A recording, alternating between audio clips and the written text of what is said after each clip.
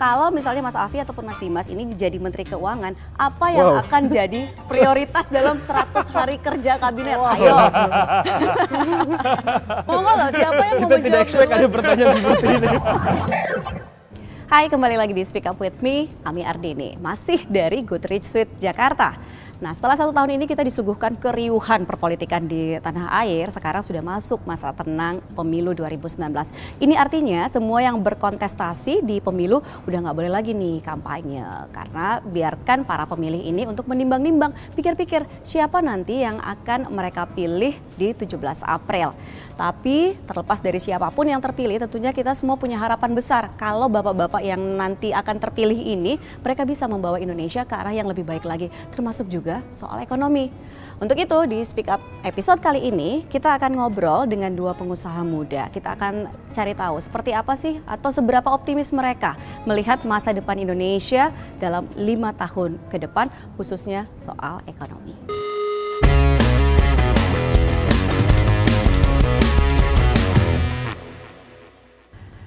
Nah, seperti yang sudah saya bilang tadi, kalau di episode kali ini kita tuh mau bahas soal 5 years challenge-nya ekonomi Indonesia di mata para pengusaha muda. Karena itu saya udah sama-sama dengan ada Mas Afi dari HIPMI dan juga ada Mas Dimas nih dari Kadin. Kita ngobrol sama mereka seperti apa sih mereka melihat tantangan ekonomi Indonesia ke depan. Ini kayak berat ya sebenarnya, judulnya tantangan kita bicara. Tapi oke, ini kan sekarang sudah masuk masa tenang, jadi kita nggak mau ngebahas nih soal kampanye sebenarnya. Tapi boleh dong kalau misalnya aku mau nanya, kalau dari mas-mas berdua ini kemarin tuh cukup puas nggak sih dengan apa yang disampaikan selama masa kampanye seperti itu? Apakah kedua calon ini sudah benar ataupun sudah bisa memotret dengan seutuhnya masalah yang dihadapi dan juga menawarkan solusi? Siapa yang mau duluan? Silahkan, Mas Afi deh. Oke, kalau saya melihat memang kedua paslon memiliki program ekonomi ke depan yang cukup baik, gitu ya. Tapi karena nomor 1 adalah petahana, jadi dia menjual sesuatu yang sudah mereka lakukan dan yang akan mereka improve dari yang sudah mereka lakukan. Lalu paslon nomor 2 lebih ke arah bagaimana perbaikan daripada apa yang sudah terjadi selama 4,5 tahun ke belakang. Dan mereka menawarkan sesuatu yang merupakan titik fokus mereka, yaitu penciptaan lapangan kerja dan juga entrepreneurship. Dan kedua paslon sudah cukup baik, tapi harus menurut saya lebih detail lagi mereka membuat satu arah ekonomi Indonesia ini, karena kita tahu ekonomi ke depan lebih disruptif dan juga lebih banyak challenge-nya yang berbeda dengan masa-masa sebelumnya. Ada nggak sih mungkin isu terbesar yang kalau menurut Mas Afi itu kemarin yang dihadapi saat ini oleh Mas Afi dan teman-teman mungkin sebagai pengusaha muda yang belum yang belum disampaikan atau tidak diangkat gitu loh? Kalau menurut saya sih lebih kepada ekosistem sih sebenarnya. Ekosistem karena menurut saya lebih kepada sistem, kalau untuk para pengusaha ya, kita lebih melihat bahwa sistem perpajakan, kita melihat bahwa karena sistem permodalan, karena untuk para pengusaha ini kan 2 akses yang penting, permodalan dan juga pasar. Jadi kita bagaimana melihat kedua aspek ini dibahas lebih lanjut, lebih detail oleh kedua paslon itu. Oke, nah kalau Mas Dimas? Oke, meneruskan yang dilanjutkan tadi sama Afi, berbicara ekonomi nasional tidak bisa lepas dari ekonomi internasional. Nah, dua-dua paslon mempunyai pendekatan yang beda-beda. Baik paslon nomor 1, nomor 2, dan dua-duanya sama-sama bagus. Gitu. Kalau dari kami semua pengusaha sama-sama bagus, mereka tapi mempunyai fundamental approach yang berbeda. Kalau yang nomor 1, 01, lebih melihat lompatan, giant leap, untuk mempersiapkan Indonesia 10, 20, 30, or 40 years ahead. Gitu. Sedangkan yang satu lagi, paslon nomor 2, melihat current, kondisi sekarang ini. Gitu. Apa kondisi yang harus kita hadapi atau kita obati atau kita selesaikan dalam kondisi beberapa saat mendatang ini. Apakah dua-duanya salah? Tentu tidak. Karena masing-masing punya niat dan tujuan yang berbeda-beda. Namun pertanyaannya, apakah dua-duanya dapat diselaraskan sesuai kebutuhan masyarakat Indonesia pada hari ini? Nah, inilah yang terjadi dalam voters. Nah, kembali ke pertanyaan topik ini, 5 year challenge, apa yang akan bisa tahu kita di 5 tahun ke depan, 10 tahun, 20 tahun ke depan, kita tidak akan tahu apa-apa sebenarnya. Kita tidak akan bisa menebak future. Yang kita tahu dan kita berharap future always better than today. Oke. Ya kan, future harus lebih baik dari hari ini. Nah, pertanyaan sekarang, kita adalah mewariskan sistem ekonomi sejak tahun 17 century, 18 century dengan sistem terbuka. Sistem ekonomi terbuka. Yang dimana adalah kalau di politik, voters always right. Pemilih adalah yang benar. Kalau di bisnis, customer adalah benar. Nah, itu dia ya, tuh. kita mewariskan sistem itu. Tapi one thing for sure, yang satu hal yang pasti kita tahu adalah masa depan harus kita ciptakan. Jadi challenge-nya di Indonesia adalah Indonesia harus bisa menginvent dirinya dia kembali.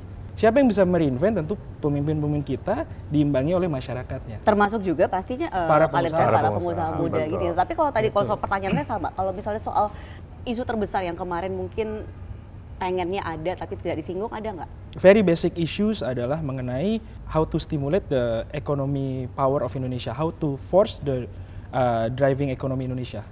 Bagaimana menggerakkan mesin ekonomi Indonesia. Dan semuanya masih belum ada yang meyakinkan? Saya tidak bilang meyakinkan, karena mungkin waktunya sempit atau segmennya banyak, sehingga tidak touch ke down to the detail. Gitu. Nah, memang wajar ketika presiden atau negarawan berbicara, mereka melihatnya agregat ekonomi. Makanya itu yang Pak Jokowi sampaikan, terlalu mikro. Tapi sebenarnya somehow at the other side, kita juga harus bicara mikro. Karena mikro itu adalah example dari menuju makronya. Dan itu yang kalian sebenarnya hadapi kan? Yes, correct. Gitu. Nah, ini biasa nih kalau di Speak Up suka ada, sudah kayak ini kan, sudah kayak debat kemarin kan. Ini kita juga suka sama kartu-kartu. Kita punya pertanyaan nih dalam sini. Kita lihat dulu ya. Ini sebenarnya menarik. Mana yang lebih oke untuk kita 5 tahun ke depan? Ekonomi tumbuh pesat 2 digit tapi demokrasi jeblok, atau ekonomi tumbuh tipis hanya kisaran 5%-an tapi demokrasi hidup? Ayo. Ayo. Siapa dulu? Siapa dulu nih? Terserah. Pertanyaan apakah sistem demokrasi itu apakah sistem yang terbaik bagi kita semua di Indonesia maupun di dunia? Demokrasi in crisis today. Demokrasi ini debatable nih. Debatable. Saya tidak bilang in crisis as in downfall, tidak. Banyak yang berbicara demokrasi perlu sebuah sentuhan yang baru. Karena saya bilang, kita mewariskan sistem demokrasi baik ekonomi maupun politik sejak abad 17, 16, 18 yang dimana voters always best, customers always right. Nah, pertanyaannya sekarang dengan adanya teknologi, nanti teknologi itu akan bisa membaca keinginan desire manusia. Karena desire-nya manusia itu adalah esensi dari ekonomi atau politik. Nah, karena teknologi ke depan itu adalah kombinasi dari artificial intelligence yang dipimpin oleh infotech akan bertemu dengan biotech. Dan kita sekarang harusnya sudah menuju ke sana. Harus menyiapkan diri menghadapi sekarang ke sana. Nah, kalau kita tidak menyiapkan diri ke sana, kebijakan ya terutama ya, kita akan gagap. Kita akan gagap dan melihat perkembangan ke depan. Nah kembali ke pertanyaan saya tadi tuh, yang mana yang penting nih, ekonomi tumbuh pesat atau tumbuh tipis? Kalau melihat seperti ini, saya lebih prefer yang ekonomi kita harus di boost up. Harus di boost up? Iya. Gitu.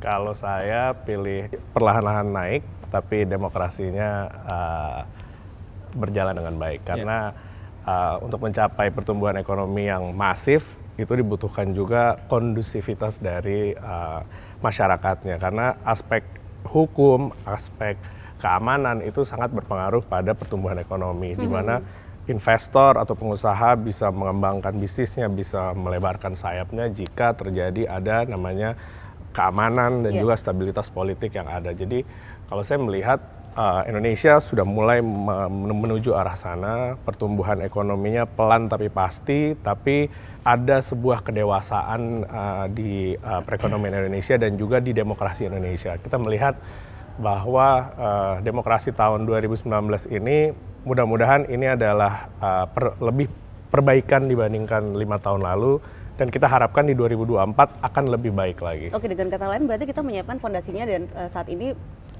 fondasinya stabil seperti itu. Nah sebenarnya ini menarik kalau dari pengalaman kalian berdua sendiri, pemilu atau lagi tahun politik itu kan juga semuanya jadi bisa itu jadi peluang, bisa juga jadi enggak. Kalau penilaiannya dalam setahun terakhir ini kan benar-benar tahun politik nih. Cukup menguntungkan nggak sih untuk dunia usaha? Ya, kalau negara seperti Indonesia yang kategorinya masih masuk second world class country, kebijakan politik sangat mempengaruhi kebijakan pasar atau kebijakan ekonominya. Berbeda ketimbang negara-negara first class seperti US atau UK yang politik itu bisa hidup sendiri, bisa jalan sendiri tanpa mempengaruhi ekonomi atau lain-lainnya. Karena ekonomi mereka sudah stabil, jadi politik mereka mau seperti apa tidak saling berpengaruh. Indonesia sangat berpengaruh. Maka seperti itu, kebanyakan dari kita, para pengusaha atau pelaku ekonomi memang pada sifat wait and see. Sedang melihat bagaimana ini hasilnya. Tentang kebijakan. Termasuk nunggu nanti siapa yang terpilih tanggal 17 nanti. Iya, karena kebijakannya sangat berpengaruh terhadap apa yang mau akan kita lakukan 5, 10, 20 tahun mendatang. Kalau memang betul apa yang dikatakan Dimas, memang wait and see itu musiman. Jadi kita melihat wait and see itu setiap 5 tahunan. Kita melihat bahwa setiap pemilu pasti ada concern yang berlebih, concern yang mereka ada perasaan takut bagaimana hasil pemilu, siapa yang akan terpilih. Tetapi ada hikmahnya yang baik pada tahun 2019 ini bahwa pemilu serentak dilakukan untuk DPRD, DPR, dan juga Presiden itu dilakukan pada kuartal pertama. Jadi kita wait and see-nya tidak terlalu lama. Kalau misalnya di pertengahan berarti itu akan menyedot waktu lebih banyak lagi. Kita akan lebih banyak lebih satu semester lah kita menunggu. Tapi kalau sekarang saya melihat cukup 1 kuartal kita menunggu, lalu akan terpilih presiden, ekonomi akan berjalan dengan Oke. Nah, kita nanti mesti ngobrol lagi. Saya juga mau nanya nih, gimana sih pendapat mas-mas berdua ini soal satu isu mungkin yang banyak banyak ditanyakan sama masyarakat awam gitu loh, kalau soal ekonomi, soal utang kita. Nah, itu seperti apa? Tapi kita minum dulu dong. Kita minum dulu dong. Ya, kita masih mau ngobrol nih soal seperti apa tantangan ekonomi Indonesia 5 tahun ke depan. 5 years challenge sama Mas Dimas dan juga Mas Afi di sini. Dan kalau kalian ingin berkomentar ataupun mengajukan pertanyaan, jangan lupa silahkan ketik di kolom komen berikut ini.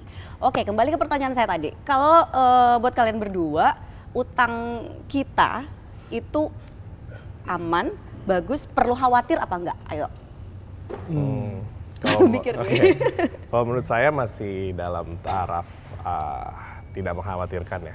Karena kalau kita melihat persentase daripada negara-negara lain, apalagi negara-negara Southeast Asia yang lain, kita masih dalam taraf yang cukup aman. Ya, kita masih punya 30%-an kan kalau nggak salah rasio terhadap dalam rasio juga masih aman. Jadi saya melihat bahwa memang dalam membangun suatu negara, apalagi negara kita sedang bertumbuh gitu ya, itu memang butuh yang namanya hutang untuk membangun. Tapi sekarang juga pemerintah banyak melakukan public-private partnership.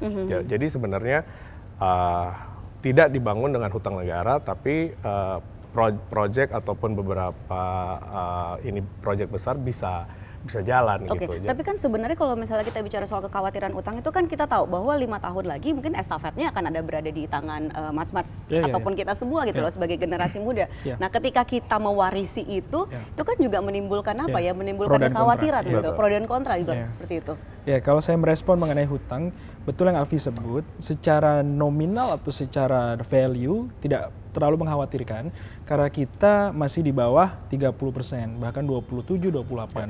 Karena bagusnya pemerintah dalam menjaga inflasi. Kan dari situ obatnya. Dan kita punya GDP yang nilainya besar. Memang tidak apple to apple kita membandingkan GDP kita dengan misalnya dengan Vietnam atau dengan Singapura yang mereka lebih kecil GDP-nya. Namun hutang ini dapat menjadi khawatir tadi yang Mbak Andi bilang apabila tidak bisa kita utilize dengan baik. Itu poinnya. Jadi poin dari negara kita, PR besar dari generasi berikutnya seperti kita ini adalah how to utilize the debt. Jangan sampai kita masuk namanya debt trap, jebakan hutang. Nah, mengutilize debt ini bagaimana caranya? Diutilize the management. Kita harus bisa mengutilize manajemen kita, baik secara negara maupun secara korporasi. Kalau manajemen kita tidak bisa kita maksimalkan, kita nyeburlah ke dalam tadi jurang hutang tersebut. Nah, kalau gitu yang jauh lebih untuk dikhawatirkan itu apa dong? Dalam 5 tahun ke depan kita tahu kan, kalau misalnya tadi kan sempat di awal Mas Dimas bilang sekarang ini kan kita juga terpengaruh dengan kondisi global seperti itu. Kita tahu trade war itu masih ada, masih jelas adanya. Terus kemudian juga ada lagi ancaman lain gitu loh, termasuk juga ketika misalnya kita yang sampai sekarang juga masih terjebak. Mungkin tidak bisa juga dibilang terjebak ya, tapi kita belum maju-maju nih dari negara berkembang ke negara maju gitu loh. Dan kita juga punya bonus demografi nih yang itu dia jadi tantangan sendiri. Tantangan paling utama Indonesia tadi saya bilang, Indonesia harus bisa menjadikan jati dirinya dia, menemukan jati dirinya dia. How to reinvent Indonesia itself. Gitu. Dan kalau Mas Dimas ngeliatnya jati diri kita tuh harusnya kayak gimana? Ada di wawasan Nusantara kita. Kita punya keunggulan adalah kemajemukan dan fragmentasi kita. Harusnya itu bisa diutilize dengan negara ini, walaupun memang tadi saya bilang international political economy sangat berpengaruh. Tekanan terhadap US dan dari China ini memang menjadi karet ke Indonesia ke kanan atau ke kiri. Tetap kita harus bisa berimbang, kita tetap harus bebas dan aktif. Kita tetap harus bisa memainkan porsinya, tidak boleh satu saling mendominasi dari yang lain. Karena kita tidak bisa pungkiri China cukup dominan in the world region at the moment, US pun still dominan. Nah, Indonesia harus bisa memainkan ini dengan bebas dan aktif seperti sedia kalanya. Nah, Indonesia harus unik, harus bisa menjadi jati dirinya dia. Karena kita majemuk, kita punya masyarakat banyak, dalam tanda kutip singkat kata, kita itu punya modal domestic consumption kita besar. Dan ini bisa menjadi penyelamat Indonesia. Nah, domestic consumption Indonesia yang bisa kita selamatkan itu ada 4 sektor industri. Satu adalah mengenai food. Food Indonesia luas, spreadnya luas. Mau dari Sabang sampai Merauke punya ceruk market yang luas. Ini bisa menyelamatkan Indonesia. Kemudian 2, kita punya fashion. Fashion yang kreatif, mau baik nasional maupun lokal, ini luas. Taste-nya orang per orang pun luas, dan marketnya pun luas. Yang ketiga, kita punya tourism. Tourism kita juga luas, Sabang sampai Merauke, masyarakat punya hobi dan kesukaan yang beda-beda. Keempat, yang paling kekinian adalah sport. Kita baik punya national sport maupun international sport. Dari 4 sektor industri, ini bisa kita kategorikan sebagai domestic consumption in the future. Dan kita perkuat di situ saja. Harus bisa berkuat di sini. Ketika kita misalnya concern di situ, kita bisa menjawab. Kita bisa selamat. Kita bisa, ini menjadi sebenarnya cadangan hidup kita. Kalau Mas Afif setuju nggak dengan 4 tadi? Setuju banget. Nah, ini mungkin saya mau kaitin nih soal tadi kan ada 4 bidang tadi atau 4 sektor. Sekarang juga kita kaitkan dengan kalau misalnya kita bicara era masa kini, era terbaru ini eranya disrupsi teknologi. Orang-orang tuh semua bicara, generasi muda, pengusaha muda, identiknya juga dengan bisnis digital. Seperti itu. Tapi kalau misalnya kita lihat nih, sekarang itu kan bisnis digital tuh lebih banyaknya soal apa ya? Soal commerce, perdagangan seperti itu. Sementara 4 sektor yang tadi disebutkan sama Mas Dimas itu belum banyak gitu loh yang bergerak di situ. Apa sih? Kalau sekarang memang kita melihat bahwa Indonesia tuh bonus demografinya besar, penduduknya banyak marketplace luar gitu ya yang memfokuskan market mereka di Indonesia karena kita punya kekayaan itu bahwa market kita, domestic market kita besar, kita itu harusnya bisa menjadi sesuatu kekuatan kita yang tidak dimiliki oleh negara-negara lain karena daya beli kita juga besar dan masyarakat kita itu konsumtif. Jadi betul 4 sektor tadi sesuai Dimas bilang itu memang sektor-sektor yang terfavorit lah untuk para anak muda sekarang, para milenial sekarang itu untuk masuk ke dalam bisnis itu baik sebagai konsumer maupun mereka sebagai pemain di industri itu. Nah, tapi kalau misalnya kita bilang kenapa bisnis digital itu ataupun juga mungkin startup lah bisa dikatakan seperti itu, kenapa sih mereka itu kayak belum melihat banyak peluang di situ? Startup itu kan apa sih secara harfiah adalah perintis. Mereka merintis atau memulai. Nah, dalam mereka merintis atau memulai, ada yang lompatannya jauh, ada yang lompatannya biasa. Nah, bahkan banyak yang diam di tempat. Kalau kita cerita yang diam di tempat, masyarakat takut nih. Takut nih kalau kita bicara, dan banyak yang gagal. Yang diam di tempat ini banyak persentasenya. Yang lompat jauh seperti Gojek dan kawan-kawan, ini 0, sekian persen sebenarnya. Gitu. Yang jalannya biasa, yang mintik-mintik jalannya, itu juga banyak gitu. Nah, ini kenapa? Kenapa mereka banyak yang gagal? Karena tadi kalau bicara soal environment, ekosistemnya kita yang belum terbangun atau sebenarnya ekosistem bisnis digital di Indonesia pun saat ini juga sudah baik banget? Ekosistem kan kita yang menciptakan pengusaha. Ya, jadi pengusaha itu sebenarnya 2 kunci yang tadi Afi sempat utarakan di sebelumnya adalah pertama akses permodalan dan 2 adalah akses pasar.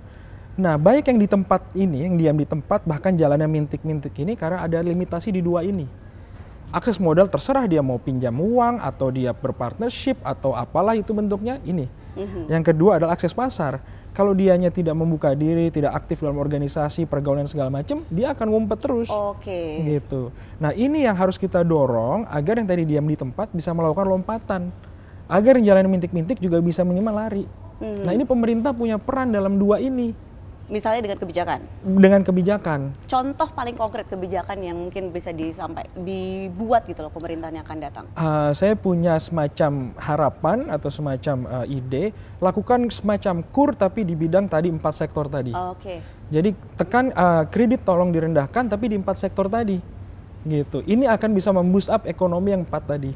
Kalau Mas Afif ada kepikiran hal yang lain nggak? Saya setuju. Di dalam Undang-Undang Kewirausahaan, kebetulan HIPMI waktu itu juga diajak dalam perumusannya. Saya waktu itu memberikan masukan bahwa pengaturan terhadap perpajakan dan juga bunga terhadap pinjaman untuk para kawan-kawan UKM dan startup ini harap lebih rendahkan dibandingkan industri. Karena kita tidak akan bisa bersaing, kita tidak akan bisa sama levelnya jika kita di treatment yang sama. Jadi kita harus ada kekhususan untuk teman-teman UKM dan teman-teman startup ini. Karena selain itu, startup sendiri kan sebenarnya bisa tumbuh dengan dua cara.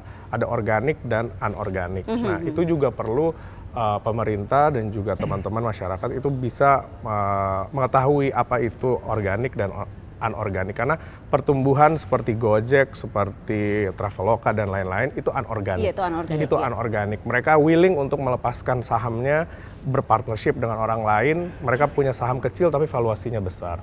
Tapi ada juga teman-teman startup di HIPMI juga banyak teman-teman yang belum mau untuk melakukan itu. Mereka ingin tumbuh secara organik, pelan-pelan. Nah, itu merupakan salah satu dua ini sisi sebenarnya mata juga uang. jadi pertanyaan besar ya untuk para pengusaha muda ataupun juga mungkin yang memulai di bisnis digital. Kalau misalnya kita tahu pengelolaan bisnis digital, startup ataupun juga tech industri itu kan berbeda dengan bisnis konvensional. Nah, apakah kalau misalnya para pengusaha muda Indonesia saat ini juga yang sebelumnya mungkin mengelola dari bisnis konvensional ini kemudian willing to shift gitu loh ke bisnis digital dan mengerti permainan di sana? Kita nanti akan ngobrolin soal ini nih.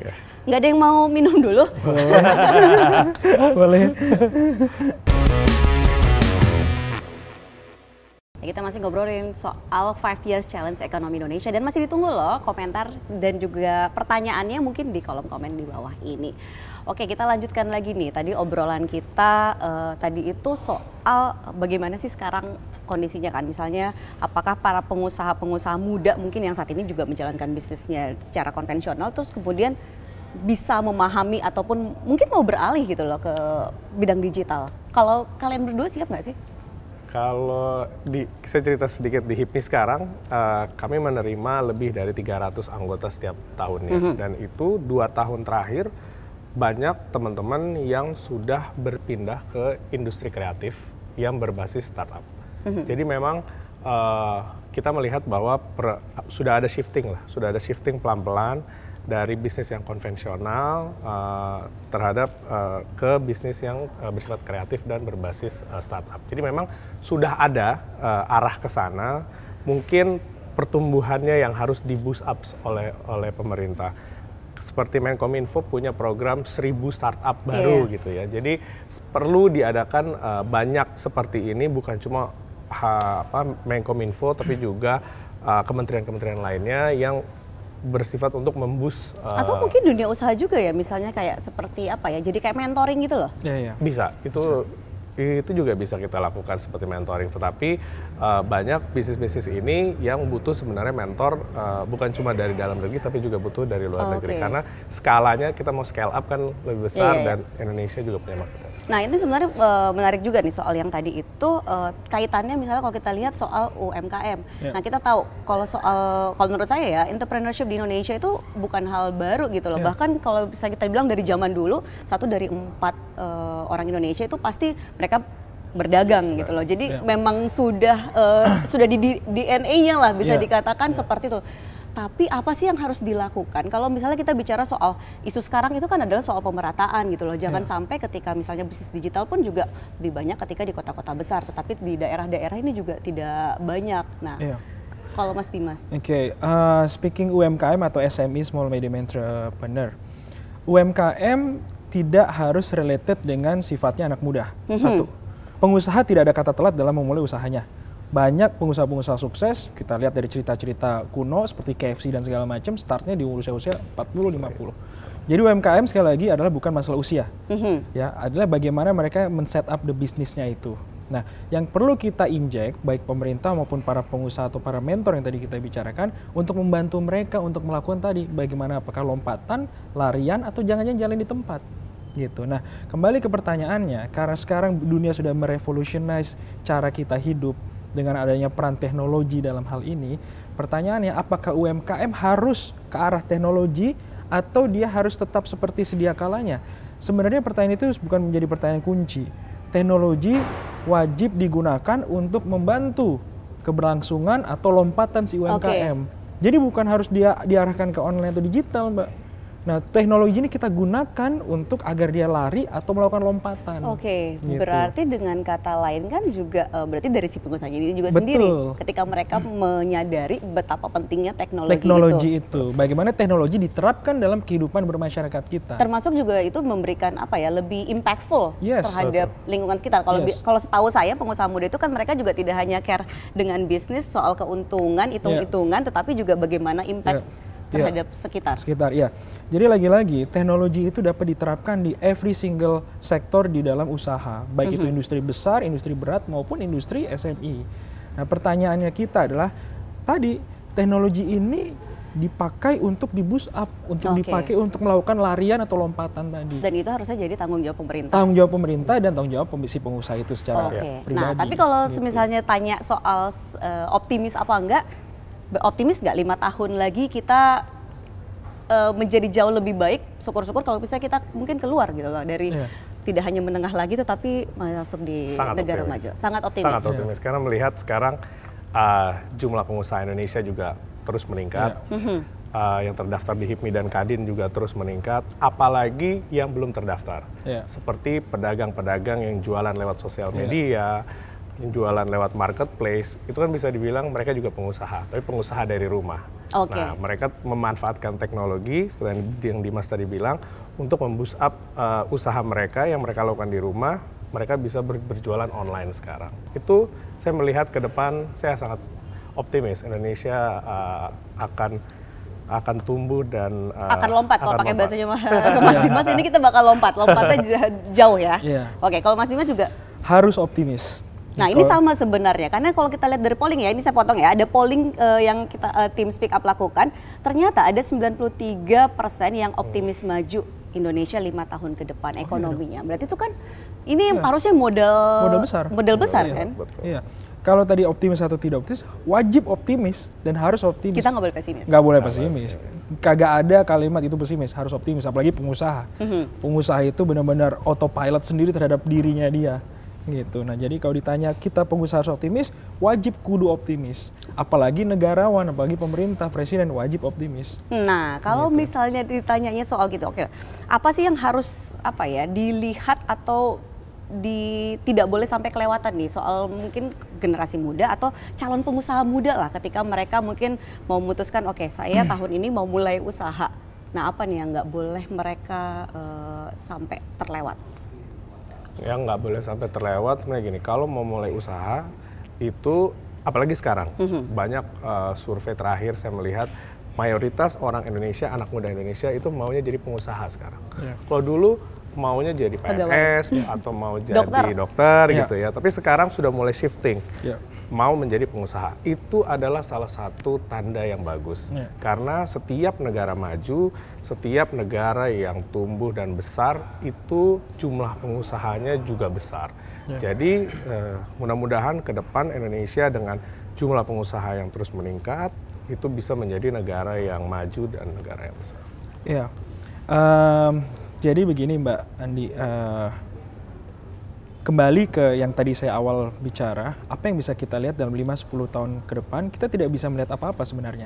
Kecuali diri kita beroptimis atau yakin future lebih baik daripada hari ini. Nah, yang unik dari kehidupan sekarang, kita ini sekarang adalah cara kita menata kehidupan itu berbeda dengan orang tua kita 20-30 tahun yang lalu. Apa sih? Kalau dulu 20-30 tahun yang lalu orang tua kita, kakek kita menitihkan kita, mewariskan hidup kita itu seperti layaknya bangunan rumah seperti ini.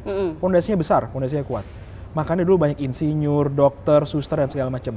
Karena pondasi hidup itu yang dijadikan modalnya mereka. Betul ya?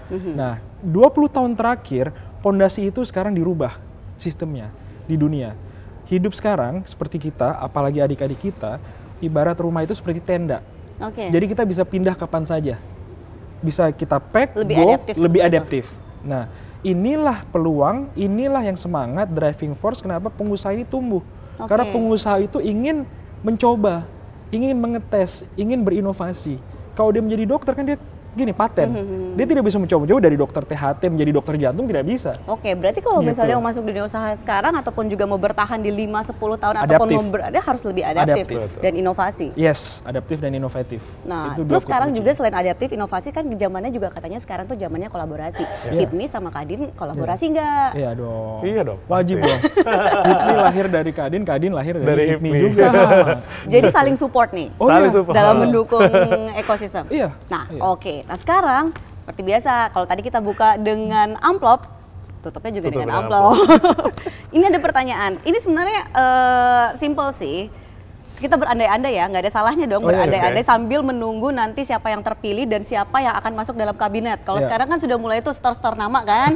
Nah ini juga kira-kira dua-duanya bakal nyetar nama nih. Tapi kalau misalnya Mas Afi ataupun Mas Dimas ini jadi Menteri Keuangan, apa yang Wow. akan jadi lumayan kan prioritas dalam 100 hari kerja kabinet? Ayo.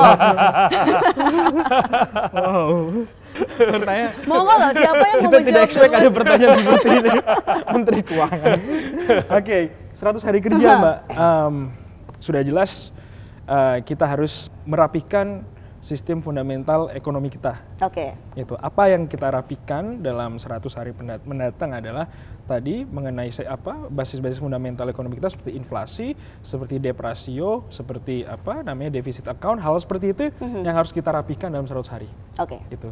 Kalau saya dalam 100 hari, saya bikin tax amnesty lagi. Tax amnesty lagi. Karena harus, menurut saya, kebijakan fiskal pemerintah harus penerimaan negara harus kita optimalkan. Jadi dengan membereskan yang bandel-bandel membereskan dengan itu, dan sekarang pun udah ada tax holiday, saya akan teruskan insentif untuk para investor yang ingin berinvestasi di Indonesia. Yang harus diperbaiki juga iklim. Oke. Iklim investasi, iklim berusaha di Indonesia harus sangat kondusif. Kalau kondusif, banyak pengusaha yang mulai membangun, banyak investor yang mulai menginvestasikan dananya di Indonesia. Itu merupakan hal yang akan saya lakukan. Oke, nah ini mungkin juga terakhir. Kalau tadi kan kita banyak bicara soal pengusaha muda, tapi kalau kita bicara soal tenaga kerja muda kita dalam 5 tahun ke depan, tadi kan soal ekonomi kita optimistis gitu loh. Tetapi seberapa optimistis kita terhadap sumber daya manusia, khususnya mungkin tenaga kerja kita yang muda-muda ini, apakah mereka akan bisa ke depan kan persaingannya pasti akan lebih besar lagi kan? Iya. Tenaga kerja kita mempunyai jumlah yang sangat-sangat banyak dibandingkan negara tetangga kita. Tapi kalau tadi sempat saya utarakan sebelumnya, kalau kita salah mengelolanya, kita akan masuk jurang. Nah, bagaimana mengelolanya? Tentu dengan dasar-dasar kehidupan pertama kita. Pendidikan menjadi kata kunci. Pendidikan yang akan dapat mengubah nasib seseorang, itu adalah satu. Kemudian setelah dia berhasil melakukan pendidikan, dia akan kita lakukan pelatihan. Pelatihan sesuai minat dan Vokasi itu. Ya, vokasi itu sesuai dengan bakat dan minatnya mereka. Dua hal dasar ini yang menjadi 2 poin utama dalam menjaga, membina tenaga kerja muda kita. Oke. Kalau saya melihat juga ke depan, kalau dulu ya kita melihat pengusaha, seperti saya ambil contoh pengusaha itu lahir itu ada yang sekolah, ada yang nggak sekolah gitu ya, tapi memutuskan untuk menjadi pengusaha. Yang kita butuhkan sekarang adalah pengusaha by design. Pengusaha by design adalah pengusaha yang sekolahnya tinggi, minimal universitas. Kalau yang dulu-dulu bisa sukses tanpa sekolah, kenapa yang sekarang by design yang kita ciptakan pengusaha-pengusaha dari universitas, lulusan-lulusan universitas ini menjadi pengusaha ataupun menjadi pekerja, itu harusnya bisa Tapi jauh kan lebih masih sukses. banyak yang mungkin tidak seberuntung bisa sampai ke situ, Mas Ya, Afi. tapi itulah yang kita harapkan ke depan. Pemerintah harus memboosting. Kalau dulu program waktu saya kecil sekolah sampai SMP, 9 sekolah tahun. sampai SMA, sekarang harus sampai kuliah. Sekarang harus sampai kuliah karena itulah Pendidikan tadi. pendidikan tadi. Betul. Kunci. Dan itu adalah kunci. Jadi intinya kalau misalnya senang nih, kalau dua-duanya optimis, jadi siapapun nanti yang terpilih seperti apapun keadaannya, tetapi kalau semuanya sama-sama optimis dan melihatnya ke depan, kita juga akan bisa berjaya Betul. dong. Iya dong. Kita Harus. harusnya bisa mandiri. Harus. Nggak jadi apa ya, ikan kecil di Iya. kolam yang besar. Kita tidak seperti penumpang bus di halte melihat jalanan macet atau ramai. Tidak boleh seperti itu. Nggak boleh. Nggak boleh. Terus kita harus Harus masuk di dalam busnya itu, naik busnya perjalanan jauh. Oke. Nikmati wisatanya. Kita nikmati seperti apa. Iya. Terima kasih Mas kasih. Hafid, makasih juga loh Mas Sama-sama, Dimas Mbak. sudah mau ngobrol-ngobrol Siap. soal seperti apa. Kalau kayak gini saya juga ikutan jadi optimis nih, nggak Iya. perlu ragu sebenarnya. Iya. Nah demikian perbincangan kita kali ini, bagaimana kedua pengusaha muda ini melihat tantangan 5 tahun Indonesia ke depan. Saksikan episode Speak Up with Ami Ardini. Tentunya kita akan kembali dengan perbincangan lainnya minggu depan.